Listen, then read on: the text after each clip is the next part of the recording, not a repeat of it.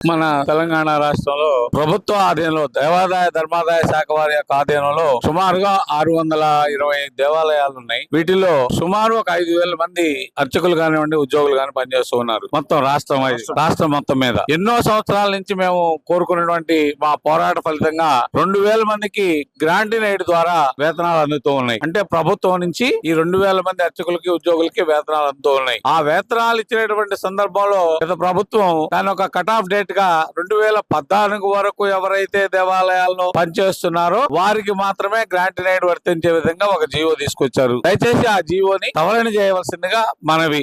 ఎందుకంటే 2018 వరకు కూడా 2017లో సమావేశం పెట్టినప్పుడు ఈ రోజు వరకు దేవాలయాలలో పనిచేస్తున్న అర్చక ఉద్యోగులు ఎంతమంది అయితే ఉన్నారో అందరికీ కూడా గ్రాంట్ ఇన్ ఎయిడ్ ఇచ్చే విధంగా గత ముఖ్యమంత్రి గారు, గత ప్రభుత్వాలు ఆదేశించి ఉన్నారు. ఆ ఆదేశాలన్నీ కూడా ఈ రోజు వరకు అమలు కాలేదు. కాబట్టి ఈ రోజు యొక్క సమావేశం ముఖ్య ఉద్దేశం ఈ రోజు వరకు దేవాలయాల్లో పనిచేస్తున్నటువంటి అర్చక ఉద్యోగులందరినీ కూడా గ్రాంట్ ఇన్ ఎయిడ్ ద్వారా వేతనాలు అందించాలి. గ్రాంట్ ఇన్ ఎయిడ్ ద్వారా వేతనాలు